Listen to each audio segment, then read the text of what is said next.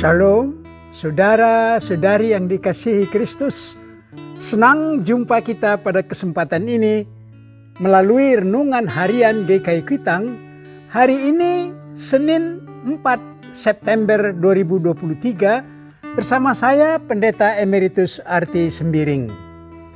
Bahan firman Tuhan yang kita renungkan pada kesempatan ini terambil dari kitab 1 Samuel 20 ayat 31, 30 sampai 31. Demikian firman Tuhan ini. Lalu bangkit amarah Saul kepada Yonatan.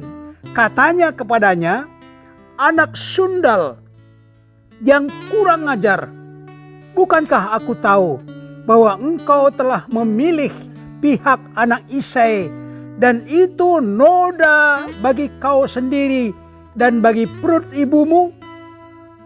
Sebab sesungguhnya selama anak Isai itu hidup di muka bumi, engkau dan kerajaanmu tidak akan kokoh.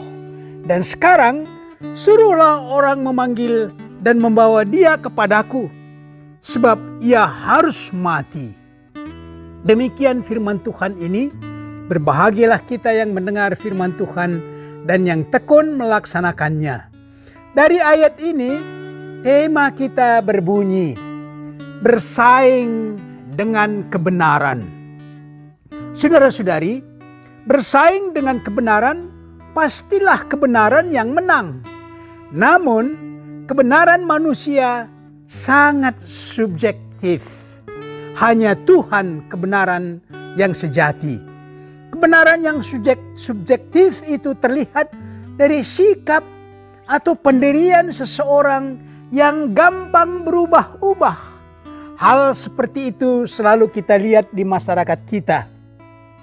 Demikian juga kita lihat orang memaksakan kebenarannya, tetapi kandas karena akhirnya dia bergabung atau berkoalisi dengan pihak yang dulu berseberangan dengan dia. Saudara-saudari, bahan renungan kita berintikan suatu rencana Raja Saul agar Yonatan anaknya, anak sulungnya, akan menggantikan dia sebagai Raja Israel. Hal seperti itu suatu kebiasaan atau kewajaran dengan pemerintahan dalam bentuk monarki. Saul sebagai Raja Israel mempunyai kuasa kepada siapa tahta kerajaan Israel diserahkan. Dan tentunya dia serahkan tahta itu kepada anaknya, yaitu Yonatan. Dan itu wajar. Namun Saul melihat suatu kenyataan bahwa ada saingan berat yang sangat berpotensi menjadi Raja Israel, yang disebutnya anak Isai, yaitu Daud.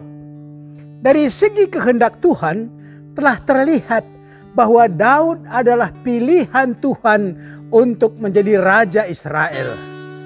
Dari sisi lain, Saul berencana agar kerajaan harus jatuh ke tangan Yonatan, dan Saul merasa mampu mewujudkannya. Dia mau bersaing dengan kebenaran. Saudara-saudari, bagaimana dengan Yonatan sendiri? Dia seorang gagah sebagai pahlawan yang dapat dibanggakan, tetapi dia berpikir lurus. Walaupun dia gagah, tapi dia melihat Daud lebih gagah lagi. Di sisi lain, dia telah berpikir bahwa Daud adalah pilihan Allah. Karena itu Yonatan memandang Daud bukan sebagai saingan, tetapi sebagai teman.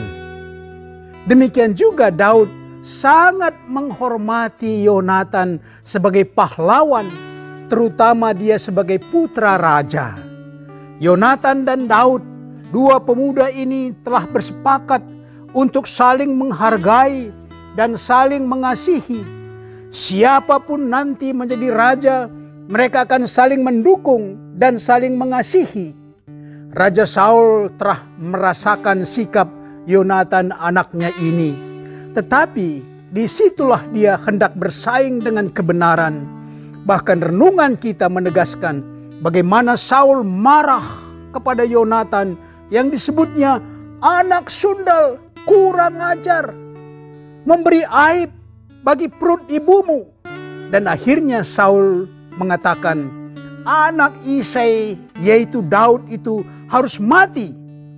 Sebab saat itu Saul berusaha dan menjadikan Daud sebagai buruannya untuk dibunuh. Sikap Saul ini menganggap kerajaan Israel adalah milik keluarganya atau perusahaan milik pribadinya. Sudah beberapa kali Saul melihat bahwa Tuhan melindungi Daud, tetapi Saul tetap bersaing dengan kebenaran ini. Dan akhirnya rencana Tuhanlah yang jadi. Daud menggantikan Saul sebagai raja Israel. Sayang sekali, Yonatan tidak sempat melihat Daud sebagai raja karena dia telah tewas dalam peperangan melawan orang Filistin. Saudara-saudari, bangsa kita saat ini mulai menunjukkan gejolak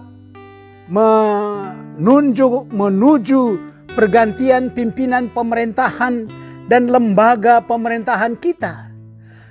Akan kita dengar rencana para calon pemimpin itu untuk kita dibutuhkan pemikiran yang kritis dan tanggung jawab kita sebagai warga negara agar kebenaran tidak jauh dari bangsa kita. Kita bersyukur prinsip NKRI, Pancasila, Undang-Undang Dasar 1945 telah merupakan kebenaran yang teruji, mampu mempersatukan rakyat Indonesia dari Sabang sampai Merauke.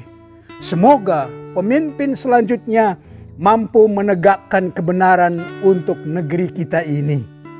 Mari saudara-saudari, kita aplikasikan renungan ini dengan pokok-pokok berikut. Pertama, wajarkah Saul, raja Israel, menghendaki anaknya menggantikan dia? Yang kedua, coba ingat siapa raja-raja yang memerintah Israel dalam sejarahnya. Yang ketiga, pemimpin di negeri kita didasarkan pada prinsip demokrasi. Menurut Anda, apakah sudah berjalan baik kepemimpinan dengan prinsip demokrasi ini? Mari berdoa. Bapa kami yang di sorga, Engkau pemimpin di muka bumi ini. Kami mohon Engkau menempatkan pemimpin di tengah masyarakat dan bangsa kami seturut dengan rencana Tuhan.